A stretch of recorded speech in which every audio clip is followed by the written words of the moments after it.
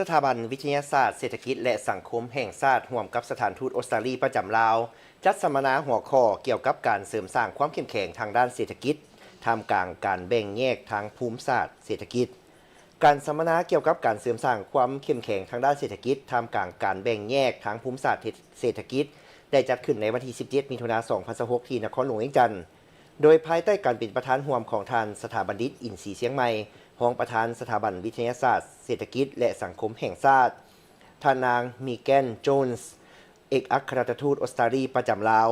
มีนักค้นคว้าสถาบันวิทยาศาสตร์เศรษฐกิจและสังคมแห่งชาติสถาบันค้นคว้าอุตสาหกรรมการค้าและพลังงานกระทรวงอุตสาหกรรมการค้าวิทยากรจากมหาวิทยาลัยแห่งชาติออสเตรเลียแคนเบราเชี่ยวชาญด้านเศรษฐกิจระหว่างประเทศการเชื่อมโยง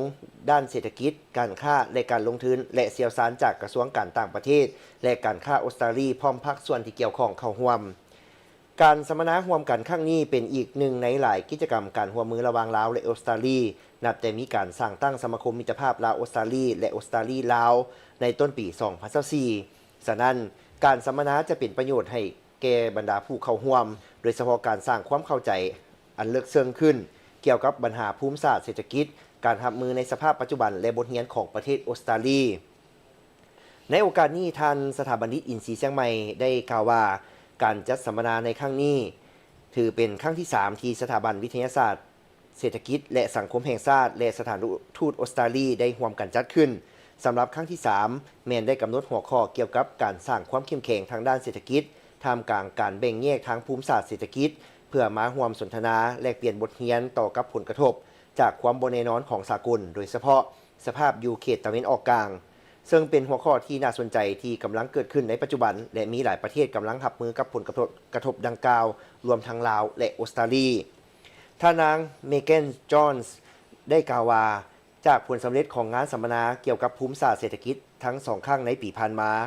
ออสเตรเลียมีความยินดีเป็นอย่างยิ่งที่ร่วมมือกับสถาบันวิทยาศาสตร์เศรษฐกิจและสังคมแห่งชาติอีกครั้งหนึ่งเพื่อสืบต่อการสนทนาที่สำคัญเป็นการร่วมมืออย่างต่อเนื่องบ่เพียงแต่สะท้อนให้เห็นถึงความมุ่งมั่นร่วมกันในการแก้ปัญหาสิ่งท้าทายทางด้านเศรษฐกิจที่ซับซ้อนเท่านั้น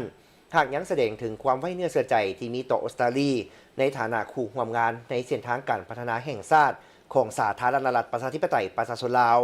การร่วมมือทางด้านเศรษฐกิจลาวออสเตรเลียโดยผ่านการค้าการลงทุนและการแลกเปลี่ยนแนวความคิดความเห็นยังสืบต่อมีบทบาทสำคัญที่ทั้งสองประเทศความประกอบส่วนร่วมกันเข้าในเป้าหมายการพัฒนาของลาวและช่วยสร้างอนาคตทางเศรษฐกิจที่มีความเข้มแข็งและกว้างรวมหลายขึ้น